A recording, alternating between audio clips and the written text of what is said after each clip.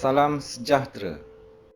Membuat strategi pemasaran ialah bagaimana cara nak bertindak. Membuat strategi pemasaran ialah bagaimana cara nak bertindak. Pemasaran adalah mengenai meletakkan produk yang betul di tempat yang sesuai dengan harga yang sesuai dan pada masa yang tepat. Komponen 4P yang telah diasaskan oleh E. Jerome McCarthy 1960 ini terkandung di dalam strategi campuran pemasaran ataupun marketing mix yang telah terbukti amat praktikal untuk dilaksanakan. Di dalam video ini, saya ingin menyampaikan kepentingan elemen 4P supaya diserapkan ke dalam strategi pemasaran anda. Tujuannya untuk mempengaruhi pembelian pengguna terhadap produk jualan anda. Keempat-empat elemen 4P tersebut adalah: yang pertama, produk, iaitu barangan atau perkhidmatan. Yang kedua, price, iaitu harga. Yang ketiga, place, iaitu tempat pengedaran. Dan yang keempat, promotion, iaitu promosi. Objektif video ini adalah, selepas anda menonton keseluruhan video ini, yang pertama, penonton dapat menyebut semula elemen 4P iaitu produk, price, place dan promotion dengan betul. Yang kedua, penonton dapat membezakan alat-alat pemasaran 4P dengan betul. Ikuti kupasan strategi campuran pemasaran atau marketing mix 4P yang selanjutnya selepas intro ini.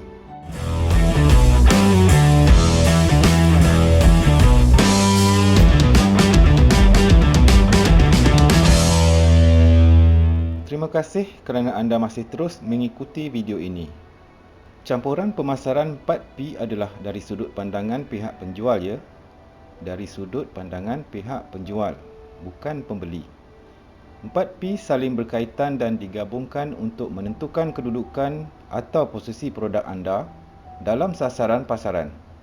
Sekiranya ada salah satu elemennya dilupakan, penjualan produk atau perkhidmatan boleh gagal dan akhirnya syarikat mungkin akan mengalami kerugian.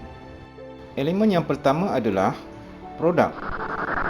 Produk bermaksud sama ada barangan atau perkhidmatan yang ditawarkan oleh penjual bagi memenuhi keperluan atau permintaan pelanggan tertentu. Di samping itu, sasaran pembeli produk perlu dikenali dan difahami keperluan mereka terhadap kualiti, reka bentuk, ciri produk, jenama, pembungkusan dan perkhidmatan. Tumpuan penting kepada kriteria produk adalah: yang pertama, produk anda unik. Produk anda tidak ada yang lain sepertinya di pasaran. Yang kedua, produk anda adalah lebih bagus berbanding produk pesaing. Buatlah yang terbaik sehingga pengguna harus membayar produk atau perkhidmatan anda dan bukannya produk pesaing. Yang ketiga, letaklah jenama produk yang mudah dibaca, disebut, diingati serta tersendiri. Sebagai contoh seperti Sony, iPhone, Samsung, Honda, Yamaha dan sebagainya. Dan keempat, pembungkusan lebih daripada sekadar wajah cantik produk anda dalam usaha penjenamaan pemasaran produk. Pembungkusan yang diperbuat daripada bahan inovatif seperti plastik, aluminium, kertas yang dilaminasi, dicetak dan dilapisi untuk mengekalkan struktur tahan lama, reka bentuk yang menarik dan grafik kreatif. Jenama terkemuka memahami pembungkusan menjaga keselamatan barang, bersih, terlindung, memaparkan harga dan mempromosi nilai faedah produk kepada pengguna di permukaannya bagi mencapai sasaran pelanggan mereka. Pembungkusan menjadi perkara pertama yang dilihat orang dan mempunyai kemampuan untuk menarik atau mengalih perhatian mereka dalam beberapa saat. Elemen yang kedua pula adalah price. Harga adalah jumlah nilai mata wang sebenar yang diserahkan oleh pelanggan untuk mendapatkan faedah memiliki atau menggunakan produk atau perkhidmatan. Harga dipengaruhi oleh kos pengeluaran, kos pengedaran, kos rantaian, nilai keanjalan permintaan dan harga produk pesaing.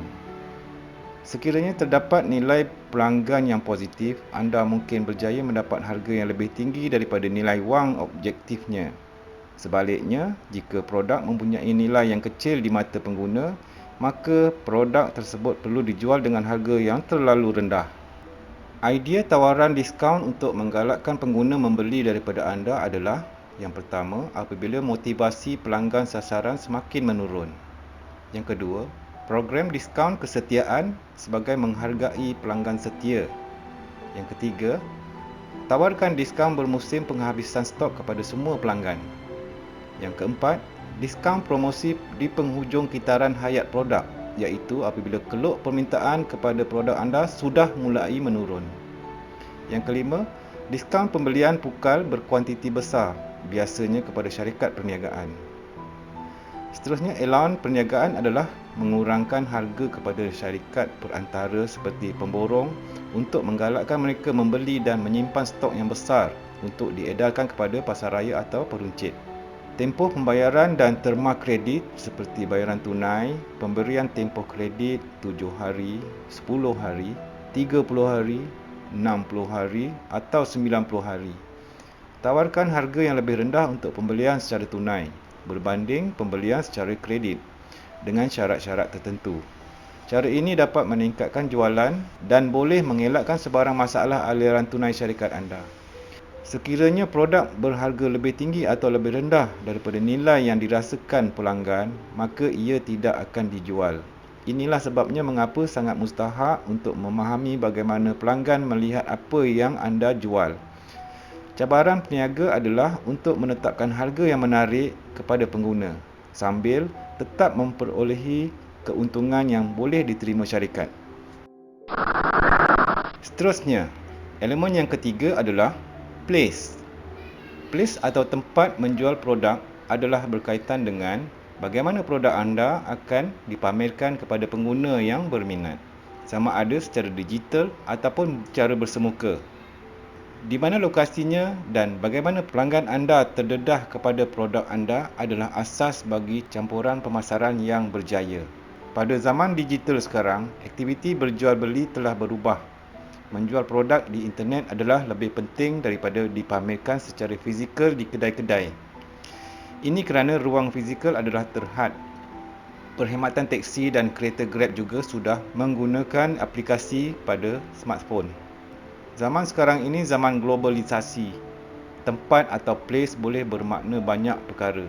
Selain paparan di kedai dan pasaraya, produk anda boleh dipromosikan secara global serta lebih meluas liputannya ke seluruh dunia melalui pop-up internet, dalam blog, dalam filem, video YouTube, Facebook dan portal web perniagaan seperti di Amazon, Lazada, Shopee dan sebagainya. Pilihlah saluran pengedaran atau distribution channel yang paling sesuai dan dipelbagaikan seperti pengangkutan, pergudangan serta paras inventory adalah elemen utama menempatkan sesuatu produk supaya mudah diakses oleh pengguna akhir. Pengangkutan dan logistik, pilihlah yang paling cekap, cepat dan menjimatkan. Mengambil kira sama ada menggunakan kereta, lori, laluan air, saluran paip, melalui pengangkutan udara atau kereta api. Tujuannya adalah untuk memenuhi permintaan pelanggan serta masih memperolehi keuntungan yang memuaskan. Inventory, kemudahan penyimpanan inventory produk yang mencukupi mesti berada di gudang untuk membuat pengantaran segera apabila menerima pesanan.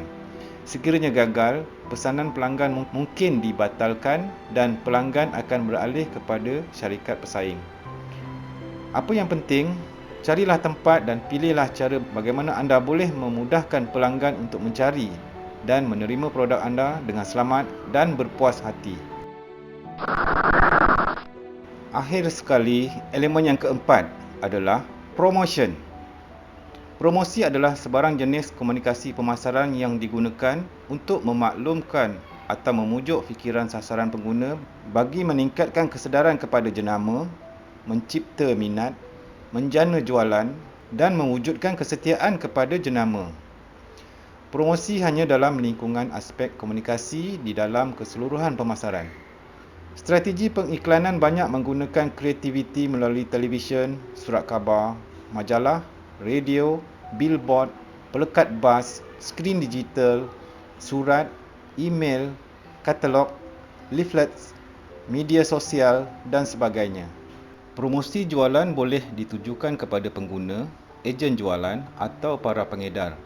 Contohnya seperti peraduan, kupon, hadiah percuma, sampel produk, rebate dan melalui ruang pameran.